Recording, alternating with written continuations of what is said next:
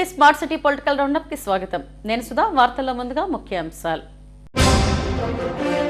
AP అభివృద్ధికి కూటమి ప్రభుత్వం కృషి చేస్తుంది. శాసనసభ ప్రారంభ సమావేశాల్లో గవర్నర్ నజీర్ ప్రసంగం. గవర్నర్ ప్రసంగిస్తుండగానే వైసీపీ సభ్యులు వాకౌట్. అసెంబ్లీ గేట్ వద్ద పోలీసులతో వాగ్వివాదానికి దిగిన మాజీ సీఎం జగన్. రోజులన్నీ ఒకేలా ఉండవంటూ పోలీసు అధికారికి హెచ్చరిక. వర్షాల కారణంగా ప్రజలకు ఇబ్బంది లేకుండా అన్ని చర్యలు తీసుకుంటున్నాం.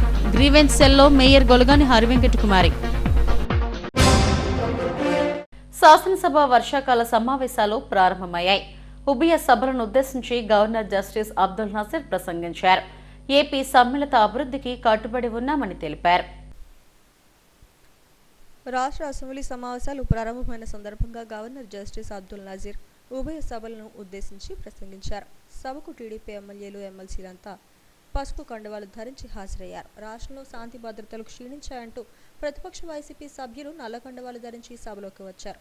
గవర్నర్ ప్రసంగంలో కొత్తగా ఎన్నికైన సభ్యులకు ధన్యవాదాలు చెబుతూ కూటమి ప్రభుత్వానికి శుభాకాంక్షలు తెలిపారు. గవర్నర్ ప్రసంగం మొదలు కాగానే వైసీపీ సభ్యులు లేచి ప్రజాస్వామ్యాన్ని పరిరక్షించారని, హత్య రాజకీయాలు నశించారంటూ నినాదాలు చేశారు. వైసీపీ ఎమ్మెల్యేల నిరసనల మధ్య గవర్నర్ ప్రసంగం సాగింది. ప్రసంగం కొనసాగుతుండగానే వైసీపీ ఎమ్మెల్యేలు, ఎమ్మెల్సీలు సభ నుంచి వాకౌట్ చేశారు. మార్పు కావాలని ప్రజలు ఆకాంక్షించారని గవర్నర్ నజీర్ అన్నారు. విభజన వల్ల ఏపీకి తీవ్ర నష్టం కలిగిందన్నారు. 2014లో చంద్రబాబు సీఎం అయ్యాక ఏపీ అభివృద్ధి, రాజధాని నిర్మాణానికి తీవ్రంగా కృషి చేశారని చెప్పారు. ఆ సమయంలో రాష్ట్రంలో పెట్టుబడులు వరద కొనసాగిందన్నారు. వైసీపీ అధికారంలోకి వచ్చాక అన్ని రంగాల్లో వెనుకబాటుతనం కనిపించిందని తెలిపారు. ప్రజల ఆకాంక్షలు నెరవేర్చే బాధ్యత కూటమి ప్రభుత్వంపై ఉందన్నారు. 2019 నుంచి 2024 వరకు రాష్ట్రం అప్పుల ఊబిలో కూరుకుపోయిందన్నారు. ఉమ్మడి ఏపీలో తలసరి ఆదాయం 106,176 కోట్లు ఉండగా విభజన ఆంధ్రప్రదేశ్లో తలసరి ఆదాయం 93,124 కోట్లకు పడిపోయిందన్నారు.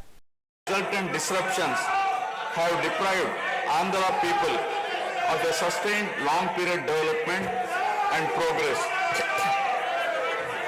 Today we stand at a juncture where the people have to again take up the task of rebuilding their state.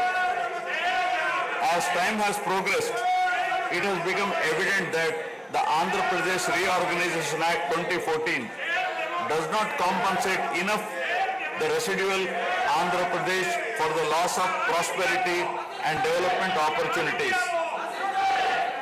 The state bifurcation has imposed an unprecedented strain on the economy of the state. There are patent inconsistencies in distribution of assets and liabilities. With 58.32% of combined state population, the unscientific bifurcation caused the state to inherit only 46% of the resources, financial loss on account of loss of Hyderabad city, disproportionate debt burden, loss of access to public institutions, loss of national institutions, Government of India PSUs and institutions of higher learning, etc.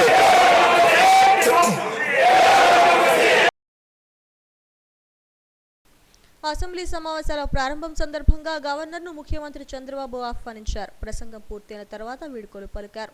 Speaker Ayyanna Patrudu, శాసనమండలి chairman మోసేన్ రాజులు పాల్గొన్నారు. Assembly gate వద్ద మాజీ CM Jagan పోలీసులతో వాగ్వివాదానికి దిగారు.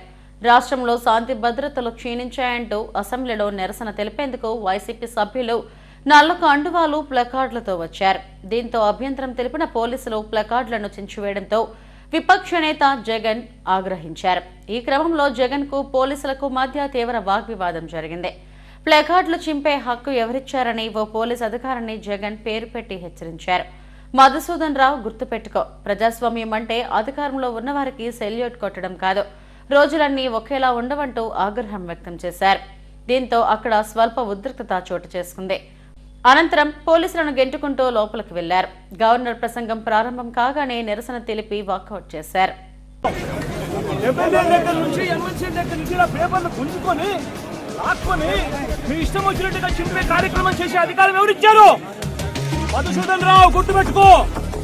GVMC పాత council హాల్లో ప్రజా సమస్యల పరిష్కార వేదికను నిర్వహించారు.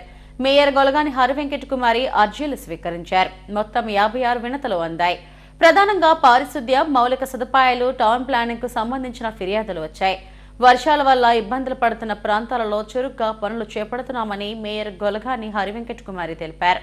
లోతట్టు ప్రాంతాలలో తలెత్తే ఇబ్బందులను యుద్ధ ప్రాతిపదికన పరిష్కరిస్తున్నామని చెప్పారు.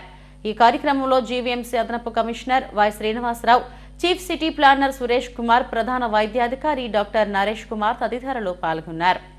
అధికారులు అప్రమత్తం చేస్తున్నారంటే లోతట్టు ప్రాంతాలు కానీ డ్రైనేజెస్ కానీ అన్నీ క్లీన్ చేసి ఎప్పటికప్పుడు పర్యవేక్షించి ప్రజలకు ఎటువంటి ఇబ్బంది లేకుండా చేయడం జరుగుతూ ఉంది. ఈ వర్షాల వల్ల మనము చాలా జాగ్రత్తలు కూడా తీసుకున్నాం జీవీఎంసీ పరిధి నుంచి. ఇంకా రానున్న రోజుల్లో ఇంకా మరింత మెరుగ్గా, ఇప్పటివరకు చాలా బాగా జరిగింది, ఇంకా మెరుగ్గా చేస్తాము. దాంట్లో భాగంగా ప్రతి సోమవారం కూడా ప్రజా సమస్యల పరిష్కార వేదిక ద్వారా ప్రజలు ఇచ్చిన విజ్ఞప్తులన్నీ కూడా తీసుకొని ఎప్పటికప్పుడు సాల్వ్ చేస్తున్నాము. వారం రోజులు, 15 నెల రోజులు పట్టేవన్నీ కూడా ఆ ఇచ్చిన సమస్యను బట్టి మేము వెంటనే కూడా పరిష్కార దిశలో మేము ముందుకు వెళ్తూ ఉన్నాము. శాసనమండలి సభ్యునిగా జనసేన పార్టీ నుంచి హరిప్రసాద్ ప్రమాణ స్వీకారం చేశారు. మండలి కార్యాలయంలో చైర్మన్ మోసేన్ రాజు ఆయనతో ప్రమాణం చేయించారు. జనసేన అధినేత పవన్ కళ్యాణ్ రాజకీయ కార్యదర్శిగా ఉన్న హరిప్రసాద్ సీనియర్ పాత్రికేయునిగా మంచి అనుభవం ఉంది. పార్టీ తరపున ఎమ్మెల్సీగా అవకాశం కల్పించారు. ప్రమాణ స్వీకారం అనంతరం పలువురు ఆయనకు అభినందనలు తెలిపారు. విశ్వాసం, విధేయత చూపుతానని, భారతదేశ సార్వభౌమాధికారాన్ని, సమగ్రతను కాపాడుతానని, నేను స్వీకరించబోయే కర్తవ్యాన్ని శ్రద్ధాశక్తులతో నిర్వహిస్తానని దైవసాక్షిగా ప్రమాణం చేస్తున్నాను అనే నేను ఆంధ్రప్రదేశ్ శాసన పరిషత్తు సభ్యుడైన పిడుగు హరిప్రసాద్ అనే నేను పరిషత్తు నియమాలకు కట్టుబడి ఉంటానని, వాటిని అనుసరిస్తానని, పరిషత్తు మర్యాదలను పాటిస్తానని, సాంప్రదాయాలను గౌరవిస్తానని దైవసాక్షిగా ప్రమాణం చేస్తున్నాను. హెడ్లైన్స్ మరోసారి. ఏపీ అభివృద్ధికి కూటమి ప్రభుత్వం కృషి చేస్తుంది. శాసనసభ ప్రారంభ సమావేశాల్లో గవర్నర్ నజీర్ ప్రసంగం. గవర్నర్ ప్రసంగిస్తుండగానే వైసీపీ సభ్యులు వాకౌట్. అసెంబ్లీ గేట్ వద్ద పోలీసులతో వాగ్వివాదానికి దిగిన మాజీ సీఎం జగన్. రోజులన్నీ ఒకేలా ఉండవంటూ పోలీసు అధికారికి హెచ్చరిక.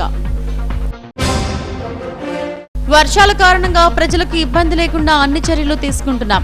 గ్రీవెన్స్ సెల్లో మేయర్ గొలగాని హరివెంకట కుమారి. ఇవి ఇప్పటివరకున్న స్మార్ట్ సిటీ పొలిటికల్ రౌండప్ విశేషాలు. మరిన్ని వార్తా విశేషాల కోసం చూస్తూనే ఉండండి STV స్మార్ట్ న్యూస్. నమస్తే.